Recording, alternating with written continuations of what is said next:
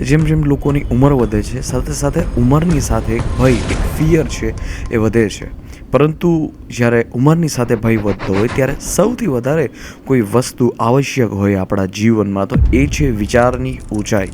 કેમ કે વિચારની ઊંચાઈ છે જે આપણી એકચ્યુઅલ ઉંમર છે એ નક્કી કરે છે. આપણે કોઈ વસ્તુ ઉંમરલાયક નથી બનાવતી, ઉંમરની પાર લઈ જાય છે, એ છે વિચારની ઊંચાઈ. અને શું વિચારની ઊંચાઈ પામવા માટે છે બાળપણની જરૂર પડે? નહીં. શું વિચારની ઊંચાઈ છે એને નિર્ધારિત કરવા માટે જવાનીની જરૂર પડે? બિલકુલ નહીં. શું વિચારની ઊંચાઈ માટે છે વૃદ્ધ અવસ્થાની જરૂર પડે? નહીં. તો અત્યારનો આપણો જે સમય છે એ સમયમાં આપણે વિચારની ઊંચાઈને છે એ પામી શકીએ છીએ.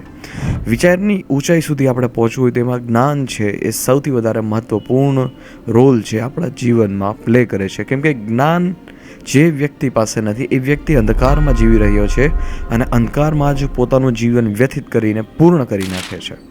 અને ઉંમરની સાથે એક મોટી વસ્તુ એને મળે છે, એ છે લોટ્સ ઓફ અફસોસ અને બહાનાનો છે એક ભંડાર.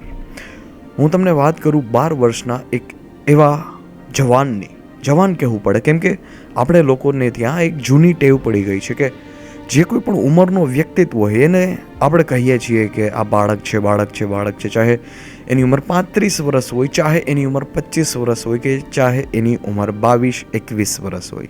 આપણે બધા જ લોકો એને બાળકો કહીએ છીએ, પરંતુ નહીં, ક્યારે પણ ના વાત ભૂલતા. આ બધા જ લોકો છે દેશના જવાનો છે. આ બધા જ લોકો છે એ ભારતનું ભવિષ્ય છે.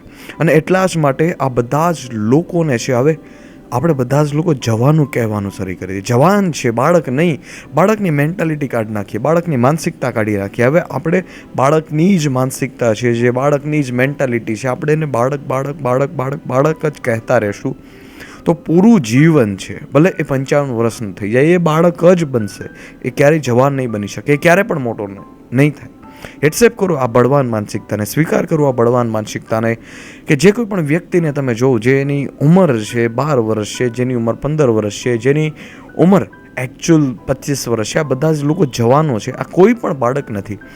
અને જ્યારે વિચારની ઊંચાઈની વાત કરતો હોય ત્યારે મારે તમને બધા જ લોકોને વાત કરવી છે કે ઉંમરની સાથે વિચારની ઊંચાઈને છે કંઈ લેવા દેવા નથી. આ વાત છે 12 વર્ષના વ્યક્તિત્વની. 12 વર્ષનો વ્યક્તિત્વ આ છે બાજી રાઉટ.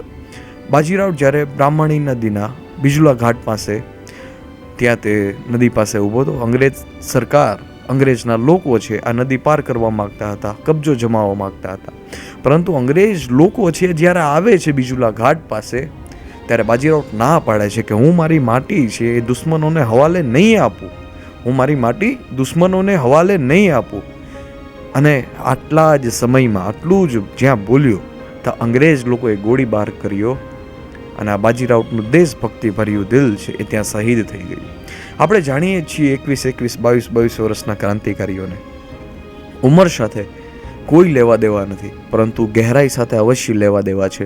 અને વિચારની ગહેરાઈ આવશે જો જ્ઞાન આપણે ગ્રહણ કરશું તો. સૌથી પહેલાં તો આપણે જે જ્ઞાનથી ભાગીએ છીએ ને, આ જ્ઞાનથી ભાગવાનું બંધ કરી દઈએ અને એક બળવાન માનસિકતાનો સ્વીકાર કરીએ. ક્યારે પણ બાળકો નાખા. આ બધા જ લોકો જવાનો છે અને જવાનોની જેમ તમે બધા જ લોકો ટ્રીટ કરો. કેમ કે દેશ એવા સમયમાંથી હવે પસાર થઈ રહ્યો છે કે જેમાં જવાનની જરૂર છે, એમાં બાળકોની જરૂર નથી. એમાં જરૂર નથી એવા લોકોને કે બહુ નબળા છે, લોકોની જરૂર નથી કે જે બહુ આળસુ છે. કટ્ટર જવાનની જરૂર છે કે જે લોહી રગાડીને છે મહેનત કરી શકે, સંઘર્ષ કરી શકે અને અવાજ ઉઠાવી શકે. ખાસ કરીને જ્ઞાનનો સહારો લો, પુસ્તકોનો સહારો લો. That's the best way.